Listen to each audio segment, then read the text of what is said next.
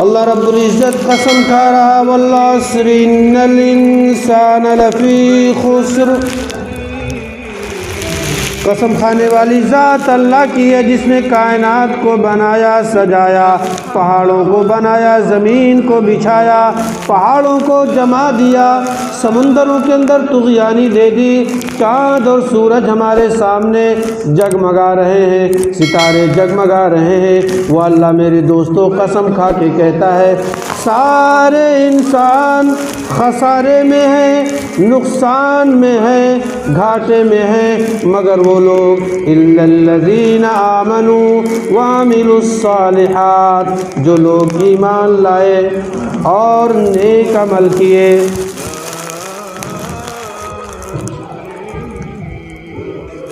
ہمارے اندر ایمان تو ہم لے آئے، لیکن میرے دوستو نیک عمل ہمارے اندر ابھی نہیں آ رہا۔ نیکی کا جذبہ اور نیکی کا شوق ہمارے دلوں میں نہیں آ رہا ہے۔ سنتوں کو مٹانے والے ہم ہیں، سنتوں کو اپنے گھر سے باہر کرنے والے ہم ہیں، جس کی بنیاد پر آج مسلمان ذلیل و رسوا ہو رہا ہے۔ تو لوگ کہیں گے مولوی صاحب کیا نماز، کیا روزہ، کیا سنت، بار بار وہی باتیں، دنیا کتنا ترقی کر گئی اور ابھی آپ نماز میں، روزے میں، سنت میں لگے ہوئے ہیں۔ کیا سنت میں پڑے؟ لوگ فضاؤں میں جہازوں کو اڑانے لگے، سمندروں میں مچھلیوں سے تیز رفتار میں چلنے والی کشتیوں کو ایجاد کر دیا، اور ابھی آپ سنت میں لگے۔ دنیا کہاں ترقی کر رہی ہے، کہاں پہنچ رہی ہے۔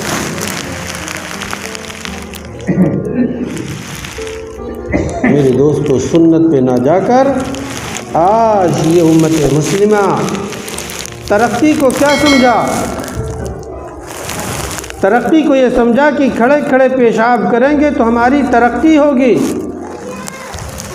پہلے لوگ بیٹھ کر کھانا کھاتے تھے، سنت کے مطابق کھانا کھاتے تھے، میرے دوستو دنیا کے اندر بھی عزت ملتی تھی۔ لیکن آج یہ مسلمان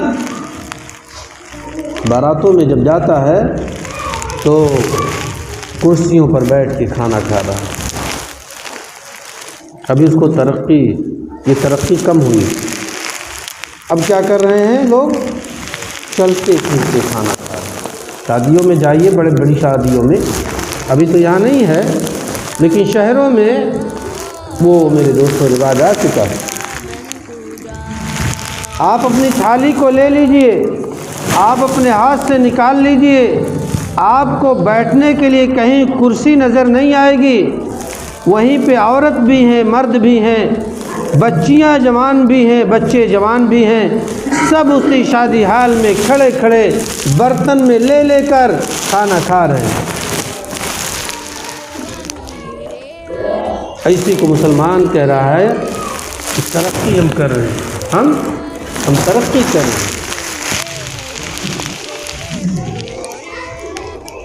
کسی کو ترقی آ سمجھ رہا ہے۔ میرے دوستوں صحابہ ایمان لائے تھے اور نیک عمل کیے تھے تو صحابہ کہاں پہنچے؟ کس مقام پر پہنچے؟ کس مقام پر پہنچے؟ ایک صحابی کو دیکھو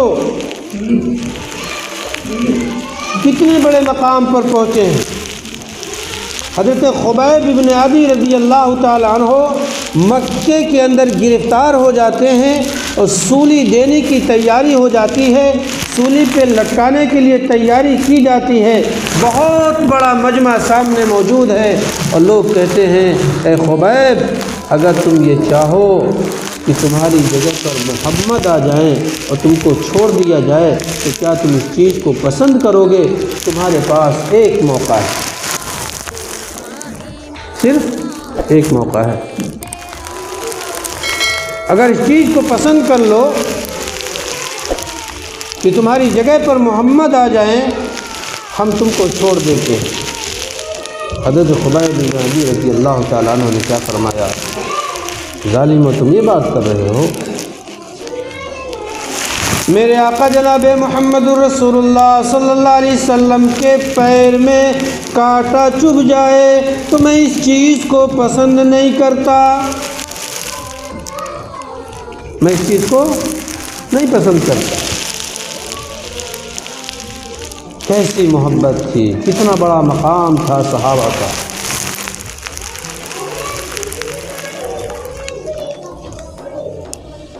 اور یہ کہ صحابی اللہ کے نبی صلی اللہ علیہ وسلم کی ایک ایک سنت کو میرے دوستو عمل کرتا ہے، ایک ایک سنت کو۔ اس دور میں جو ایک سنت کو زندہ کرے گا 100 شہیدوں کا اجر ملے گا۔ کتنا؟ 100 شہیدوں۔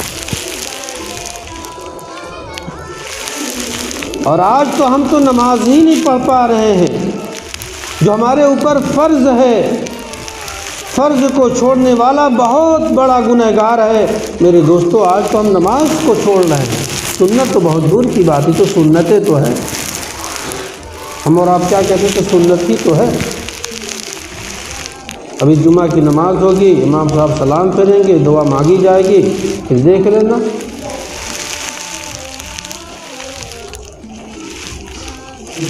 کتنی اسپیڈ سے باہر نکلیں گے لوگ۔ ہفتے میں ایک دن آتے ہیں مسجد کے اندر، ایک دن اللہ کے سامنے سجدہ ریز ہوتے ہیں، ایک دن اللہ سے توبہ کرتے ہیں، لیکن مکمل نماز پڑھنے کی توفیق نہیں ہوتی ہے۔ سلام پھیرا جاتا ہے، دعا مانگی جاتی ہے، بہت اسپیڈ سے لوگ باہر نکل جاتے ہیں جیسے جیل خانے کے اندر ہو۔ میرے دوستو ہم سب تباہی کی طرف جا رہے ہیں، بربادی کی طرف جا رہے ہیں، اور وہ تباہی و بربادی ہم سب کی نگاہوں کے سامنے وہ منظر میرے دوستو آہستہ آہستہ آ رہا ہے۔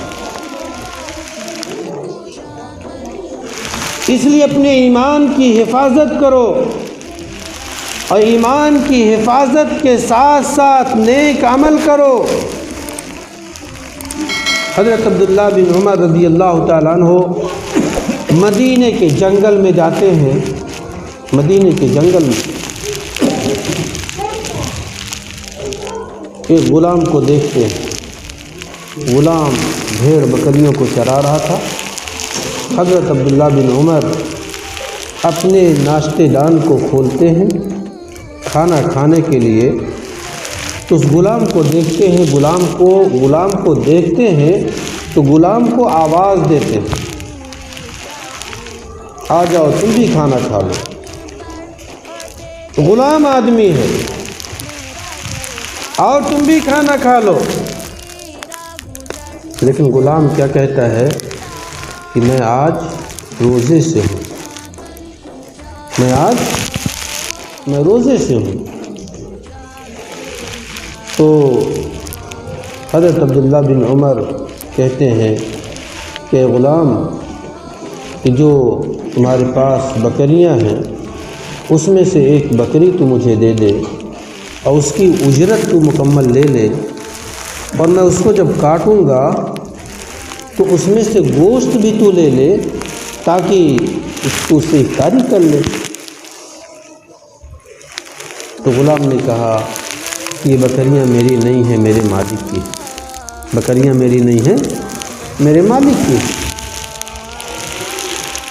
تو حضرت عبداللہ ابن عمر نے امتحان کے طور پر کہا، اے غلام تو اپنے مالک سے کہہ دینا کہ بکریوں کو، اس ایک بکری کو کسی بھیڑیا نے اٹھا لیا، کوئی بھیڑیا کھا گیا۔ غلام نے کہا کہ میں تو یہ بات اگر بتا بھی دوں اپنے مالک کو کہ میری ایک بکری تھی جس کو بھیڑیا نے کھا لیا ہے، لیکن میں اپنے اس اللہ کو کیا جواب دوں گا، میں اپنے اس اللہ کو کیا جواب دوں گا۔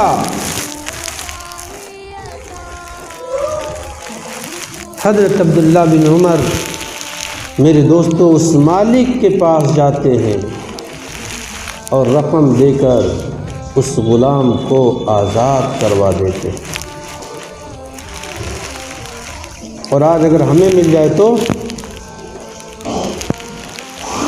چھوٹے چھوٹے کام کے لیے رشوت دینی پڑتی. چھوٹے چھوٹے کام کے لیے رشوت دینا لینا عام ہو چکا ہے. اگر نہ دیا جائے تو کام نہیں بنے گا.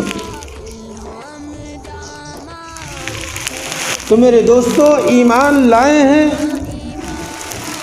ایمان لانے کے بعد اگر ہم عمل صالح نہیں کیے، نیک عمل نہیں کیے، نمازوں کا اہتمام نہیں کیے، قرآن کی تلاوت نہیں کیے، ذکر و اذکار نہیں کیے، اللہ کے حکموں پر نہیں چلے، نبی کی سنتوں پر نہیں چلے، تو ایمان لانا آپ کے لیے مفید نہیں ہوگا. ہاں، بہت سارے لوگ ایسے ہیں کلمے والے، کلمہ پڑھ لیتے، ہم سے اچھا کلمہ وہ پڑھتے، ہمارا تلفظ صحیح بھی نہیں ہوگا، لیکن غیر لوگ ایسے لوگ ہیں جو کلمہ پڑھتے ہیں اور کلمہ کا ترجمہ بھی بتا دیں گے. ہم میں سے کتنے بھائیوں کو کلمہ کا ترجمہ بھی نہیں معلوم ہے کہ کلمہ لا الہ الا اللہ محمد الرسول اللہ ہم سے کیا مطالبہ کر رہا ہے، کلمے کے اندر کیا حقانیت ہے، کلمے کے اندر کیا سچائی ہے، ہمیں معلوم ہی نہیں. بہت سارے غیر لوگوں کے یہ تمام چیزیں معلوم ہیں، لیکن میرے دوستو، صرف معلوم ہونے سے کام نہیں بنے گا، بلکہ اس پر عمل کرنا ضروری ہے. الا الذین آمنوا وعملوا الصالحات، جو لوگ ایمان لائے، نیک عمل کیے، اللہ کے سامنے رونے لگے، اللہ کے سامنے اپنے گناہوں کے بارے میں توبہ کرتے رہے، نمازوں کا اہتمام کرتے رہے، قرآن کی تلاوت کرتے رہے، ذکر و اذکار کرتے رہے، اپنے ذات کے ساتھ کسی پر ظلم و زیادتی نہیں کی، نیک عمل کرتے رہے، ایسے لوگ میرے دوستو دنیا کے اندر بھی سرخرو ہوں گے، دنیا کے اندر بھی عزت کے اس مقام پر پہنچیں گے، اور پھر اس دنیا سے جب جائیں گے آخرت کی جو زندگی ملے گی، قبر والی زندگی بھی میرے دوستو ان کے لیے بہتر بن جائے گی.